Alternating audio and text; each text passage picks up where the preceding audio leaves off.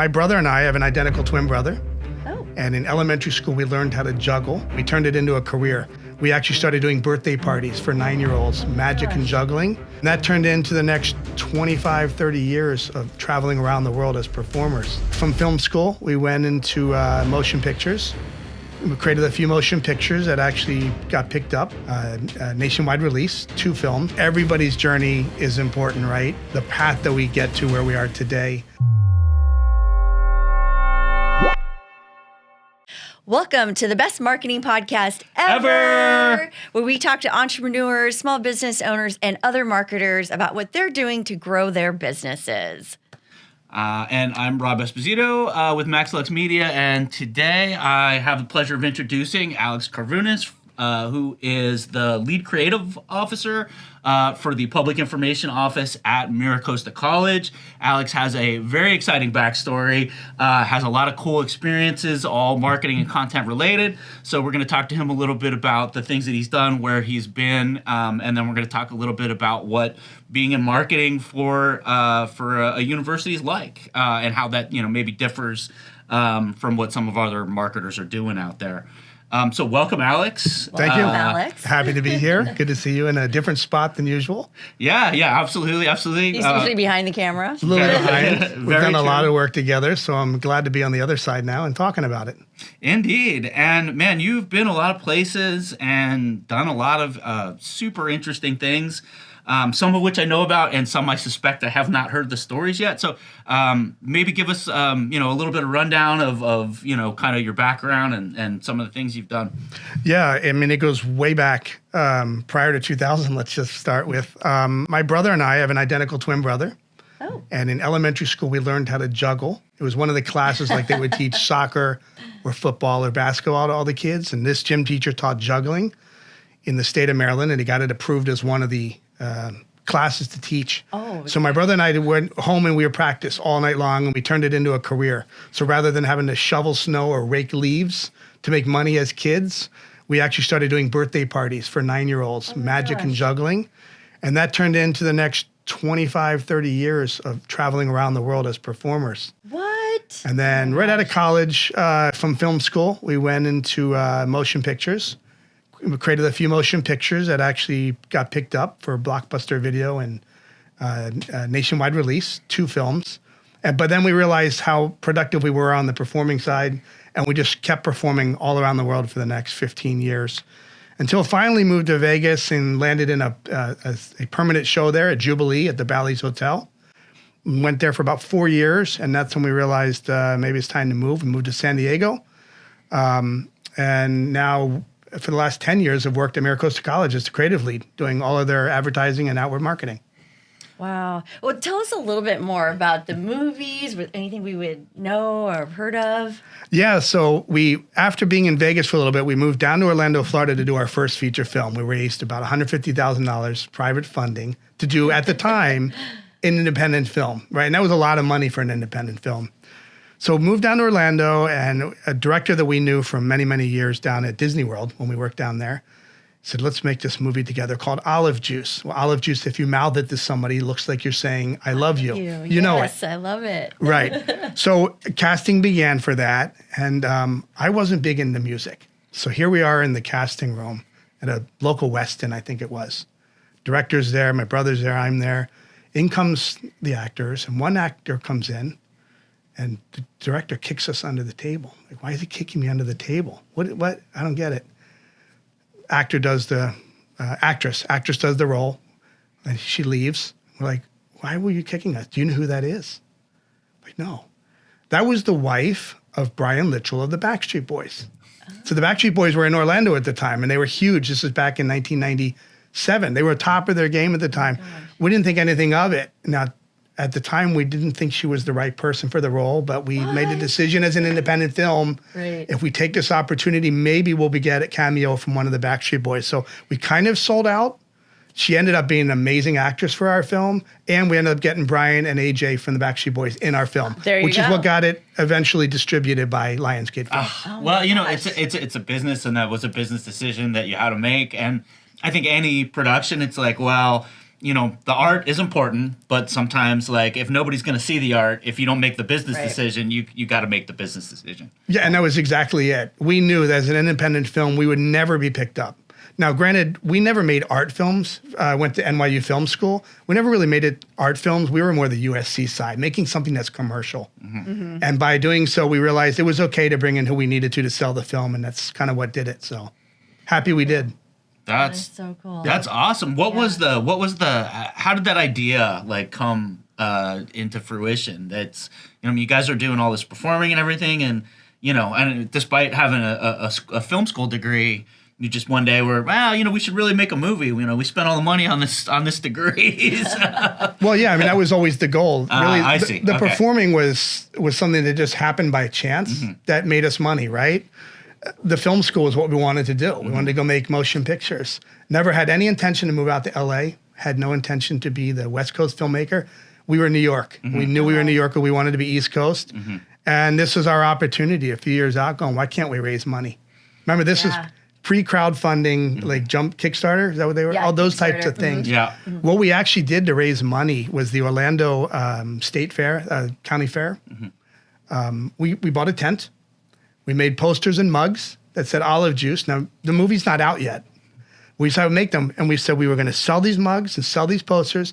And if you bought one for us, then you would be able to get your name in the credits of the film. Oh, my. That was our crowdfunding at the time. That is so clever. Yeah, we didn't raise a lot, but No. enough to keep us going until we Yeah. raised the full amount.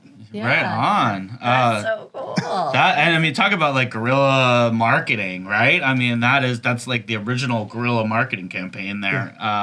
Fantastic. And I mean, you raise enough money to make the movie at the end of the day. I mean, that's what matters. Yeah. Actually, Got into Blockbuster. I would say that's what mattered was selling at the Blockbuster. 'Cause that's what paid us back, the investors back, and we made money out of it. That is awesome. Yeah. And for the younger folks in our audience, Blockbuster was some place you used to be able to go to rent movies before Netflix You existed. actually had to go and pick up a box and look That's at right. the titles. Yeah. It It was a whole ritual, right? It was such a good date night. A though. lot of the time you ended up with a terrible movie anyway because you're just basing it on like whatever the picture on the box was. Yeah. But it was like this whole ritual. It's like, oh, we're gonna go to Blockbuster. If we're gonna go to Blockbuster, we should stop here and get That's some, right. get something to eat and do all these things.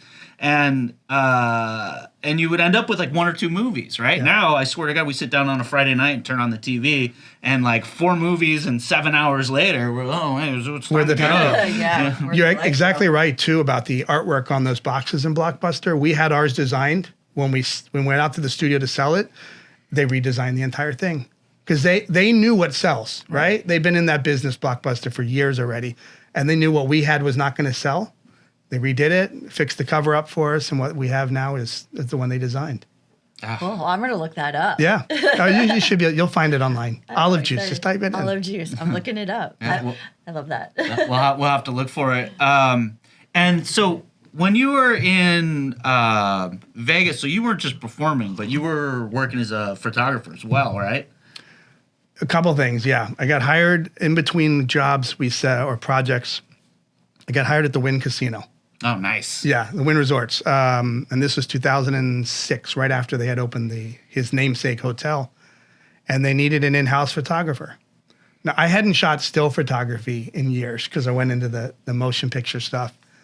All right, I'll take this gig. It's going to hold me over for a little bit. Turned into 7 years. And not just photography, but then overseeing all of the internal communications for all 15,000 employees. So it was a really great opportunity to stretch my creative mind. And really without the restrictions of the brand, because being internal communications, we had a lot of leeway compared to external, which really had to follow brand guidelines. Right. So a lot of creative freedom. So you must have some interesting stories. Some Yeah, interesting how far do you want to go? The casino world is fascinating. There's a lot of rules and regulations with gaming, so you can't do a lot of things. But for me, knowing that the Wynn Resorts had a lot of money, and the whole goal with Steve Wynn was, if our employees are happy, they're going to make the guests happy, right? It doesn't matter about the gold chandeliers and the red glass, Murano glass from Italy. All that stuff is secondary to the service that we provide. And the way to get that service was internal communications. How do we talk to the employees to ensure that they understand what's going on, what's new, what are the things that are happening on the casino floor with the new buildings, new restaurants. And if we could educate them and let them get out onto the casino floor with a positive vibe for the day, that was gold. Right. That was the service and that they would be able to forward on to the guests. And that's how you get the stars and the Michelin rating. So it was fascinating. Yeah, that's Culture. Yeah, Really and is. Culture first. I think that the internal communications piece gets overlooked a lot, Right. Especially in smaller companies, 100 people or whatever.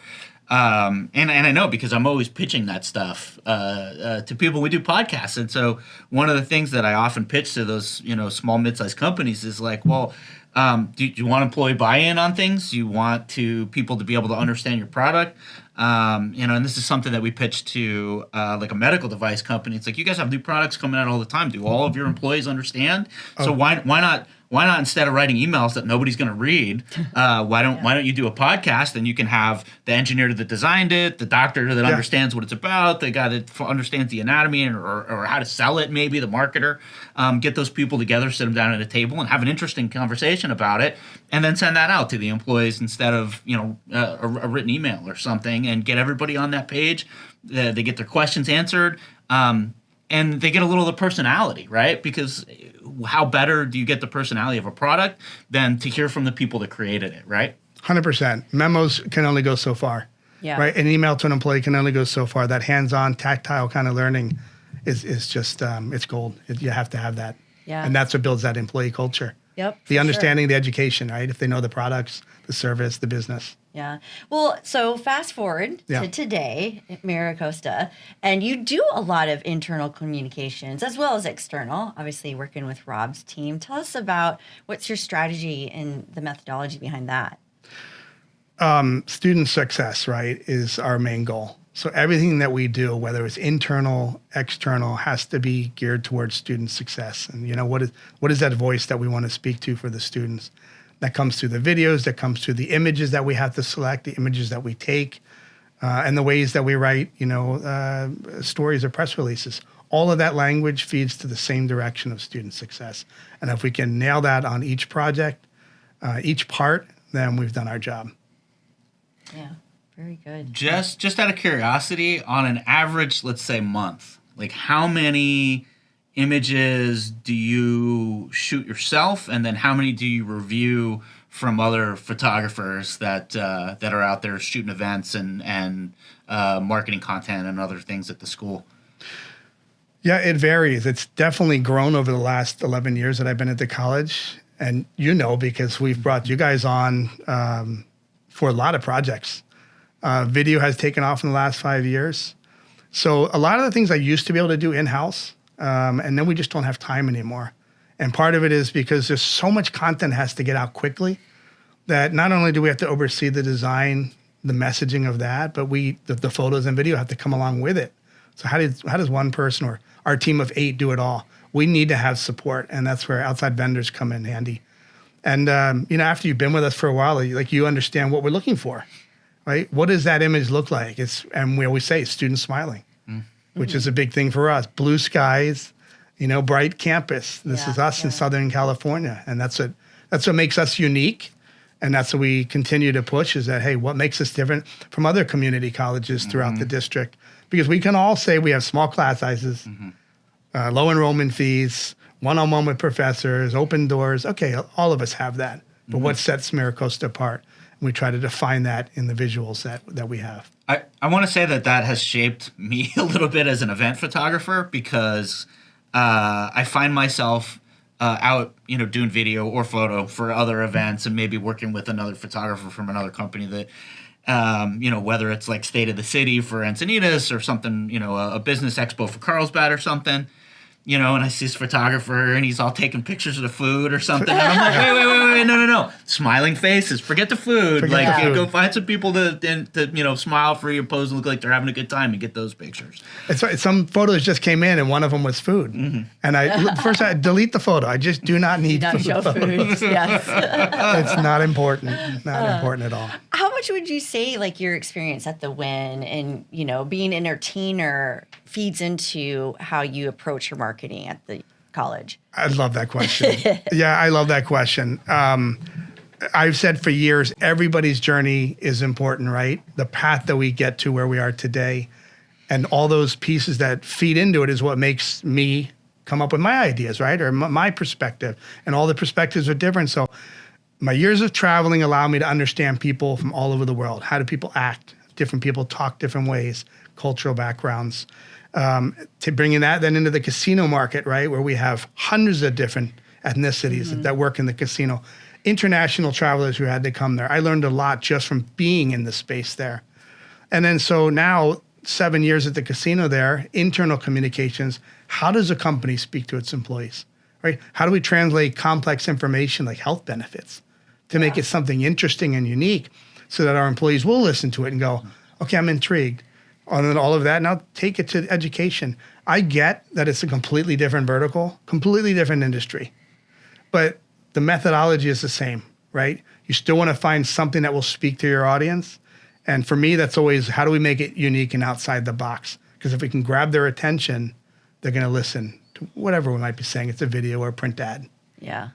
Do you ever juggle? Do you still juggle? I still juggle on the side. Yeah, I don't practice anymore, but my brother and I will still do gigs on the weekends or Do you guys really? time off. Yeah. I love that. It's You're still we love doing doing birthday it. parties? Yeah. If you can afford it, I guess so. Now we moved into speaking, right? So we stopped the juggling for the most part. Now we have our story to tell. The most recent one we're talking about is how to stand out in a crowded marketplace. Okay. Well, who better to talk about standing out and being unique than identical twins, right? Right. Not only do we stand out because we're unique, but then also how do we separate ourselves? How do we stand out from each other when we look the same? So think about two production companies. How does your production company stand out against another production company? What makes it? It's hard. But if you can find that unique angle, right? That unique perspective that you can tell the audience, maybe that's something that they're going to remember. That's why there's a million YouTubers out there, and their advice is always, "Oh, you got to niche down, and that's how you do that differentiation.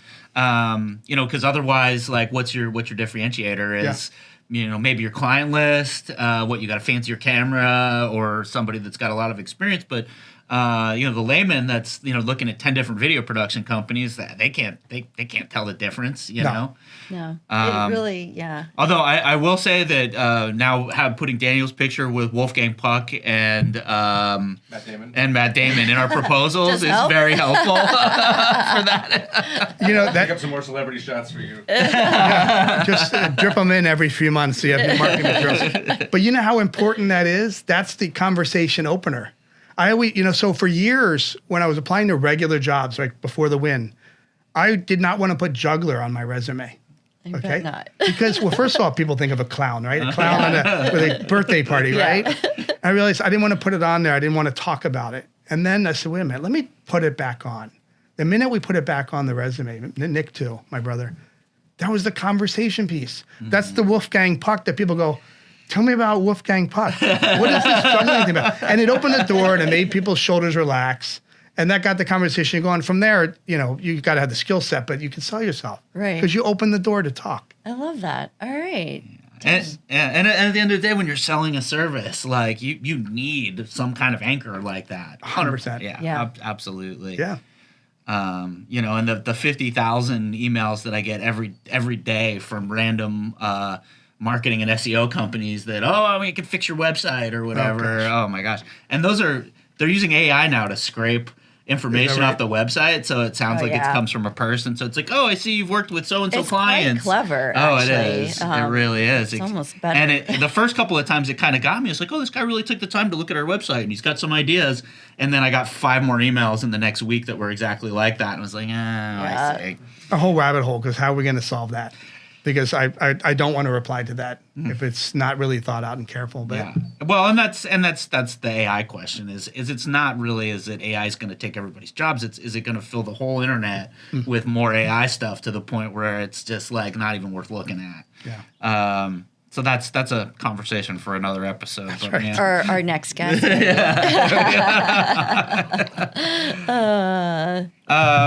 So if you had to juxtapose, working for the Wynn versus working for the college. What are some of the differences there in your in the overall, like from the high level, and then like kind of your day-to-day stuff? Like what do you, I mean, you're managing a team at the school, right? I mean, you've got people under you, and so that's one thing, but yeah, well, two things on that. There's money, and then there's the size of the business. So my first thought would be the size of the business at Wynn was gigantic, right? A multi-billion-dollar company. And you would think it would be hard for me to make things happen. But I think because it was internal communications, I had a lot of ease to navigate and make things and be creative when I needed to. Not a lot of holdback. Now, the college, smaller, still a big company, right? College.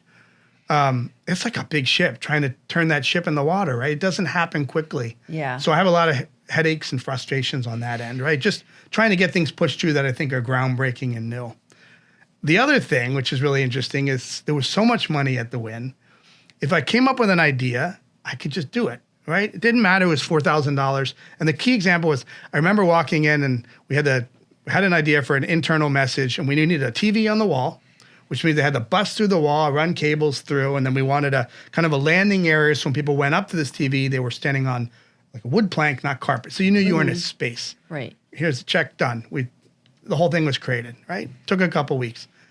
Came to MiraCosta. One of the first few projects, something clicked. I'm like, oh, I could put a TV on the wall and we could put these messages up. I remember my old boss, Cheryl, says, and where do you think you're going to come up with this money to bust open the wall and run cables to put a TV up there? Right. So, it reminded me that creativity doesn't have to have money, right? You can still come up with amazing ideas, just be very clever about it, because we didn't have the funds like I used to. Yeah. A big learning curve for me. I bet. in fact, I want to say that I had the exact same conversation with your boss now Right? about a documentary that we were pitching on one of the programs at the school, and that was the answer I got, was like, look, I don't have this whole pot of money I could just pull from for this. It's a great idea, don't get me wrong, but I don't know who's going to pay for it, so I'll get back to you. Yeah, we have a lot of projects on hold because of it. Yeah. I feel like that's the majority. Your Wynn experience is probably very unique. Yeah. Having money, most businesses don't have that kind of cash. Yeah, So. I agree with that. It was a glorious 7 years of doing what you want, no limitations. And I bet you didn't even know at the time how good you had it. I don't think I did. Okay, I do know that the employee dining room was the same food that would be served up in the restaurants. So we're having the finest fish. We're having prime rib cut for you, like down underneath the employee dining room. Not vending machines and not cheeseburgers and fries. I mean, some beautiful risotto, lamb chops, you name it. That's what the employees were eating. Oh This coming from the guy who told me about how great the cafeteria was at MiraCosta, which it's not awful. Don't get me wrong; it's serviceable. It's not people slicing prime rib for you, though. No, but they have a killer tuna fish sandwich. Not on the same level. Hey, it's better than nothing. Yeah. Fair. I would get in trouble because I'd come home from work full. Oh. Like, I mean, a full stomach. Yeah. My wife would be, what do you mean you don't want dinner? I'm like, I just had a full meal. I'm not hungry. So, Ruh-roh. in the doghouse. Oh my gosh. That's an amazing career, and good for you. I feel like the college must be very fulfilling, though. And It's a lot different than marketing slot tournaments and the craps table. And like, this is a real result when you see students graduating. Like every year when we're right now in May, and every time commencement season comes up, and those kids are walking across the stage. I shouldn't say kids because they're not all kids. When the graduates walk across the stage with that diploma and they're smiling and the family's crying, it just reminds me every year the important work that we do. And like, I know we struggle throughout the year sometimes going, what am I doing? This is why. yeah. It's a big reminder, and it's fulfilling. I have to agree with that 100%. When we started shooting these little commencements for the college, and they have a party for every little group of kids, and I was like, well, that's a lot of money to spend on 10 kids. That seems a little silly. But then, I started actually, attending these things and hearing their stories, and oh my gosh, I was in a gang, but this program, saved my life, got me into school, and now I'm graduating, and, my life is looking up and all this stuff. And you're like, oh, I see. It's a community service, right? Oh, yeah. They're out there, doing good for society at large. By and it's and the LGBTQ kids have their own thing, and they're like, look, I found my people. I've never felt accepted. I'm here getting my degree, and I'm deep into this, and my parents don't even know that I'm gay, and like all this, and it's like, it's so moving, and there's so many, like you said, tears and parents crying, and it's just amazing, and look, I'm getting paid to be there and take pictures, and I feel like I'm doing a community service. It is fulfilling, I think is the right word. Oh, Yeah, wow. we live up to that, our tagline, transforming lives and communities, without a doubt. And the fact that you're listening, taking pictures, but actually listening, I mean, that just says a lot, because you really do hear the stories. Like, we can just look and take a picture and be done, but hearing it is what makes the event. It's amazing to hear their stories. Oh, that's great. I didn't realize you guys serve those communities. So Yeah, a lot of different groups. Yeah, Okay. I mean, they foster kids. Foster I mean, kids. like you name it, they have a commencement to celebrate everyone, and it's amazing. It's fantastic. And I went to school there, and I didn't even know any of this stuff existed. I didn't take any advantage of it. They have a commencement for veterans. I'm a veteran. That's right. Had no idea. But I wish I did. I really wish I did, and I could have gotten more involved. Well, maybe you can go back. As soon as walk. as soon as I find the time, it's actually on my list to go back, and my degree is in photography, so I'm thinking about going back There and you at go. least getting No a time like the certificate in present. video. Yeah. We'll never have enough time. Yeah, That's well, one thing I know. And I wonder too, now that there's a new media arts building, if they're going to be adding some more media classes over there. I'd like to see some more expanded, because there's not a lot for video. I mean, there's Premiere and After Effects and some 3D animation things, but that's kind of it. Yeah, I think they're doing more collaboration. If you went and saw the recent Singing in the Rain musical, so the theater department now has collaborated with the film department, and then Singing in the Rain, the musical, as you know, they do a lot of film throwbacks in the actual film, and that had to be created. So now that they're working together, I think there's more opportunity for more classes in filmmaking, digital photography, and actual commercial work. So. Yeah, that was my when I went. My experience was very much. And full disclosure too, I went back in 2020, started school, and then went. We had COVID 5 weeks in, and we never came back to campus. So that kind of colored my experience a little bit. But I had one professor that was out there that was working as a videographer and a photographer on the side, as well as being an adjunct professor. And, I felt like he just pushed us.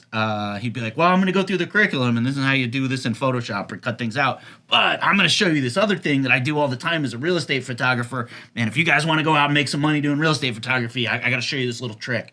And so he kept encouraging us, with that kind of stuff. And it was fantastic. It really... and I still talk to him. We sit down and have lunch once a year, and compare notes and everything. And that was just such a good experience for me. And I find out now too, the more time I spend at the school, the more just amazing people that I meet, and everybody is fantastic. Even people that look intimidating, deans and all these kind of people turn out to be super relaxed and groovy, and just very down to earth, super cool folks. And you guys are 100% our favorite client. That's great. Glad to have you. Yay. All right, on. Well, we are hitting our time marker, unfortunately. But Alex, this has been so exciting. I still want to hear more of your stories. We didn't even talk next about your episode. radio show. Oh man, We'll have to talk about that. Next Goodness. time. Yep. All right, on. No, great having you on. Hopefully, we get to do a round 2 at some point. I want to hear more. Absolutely. A lot of stories to tell. The Bill Cosby story. Oh, Boy, guys. Now they're going to have to wait. They're going to have to wait. well, then we have to have you back. Thanks for having me.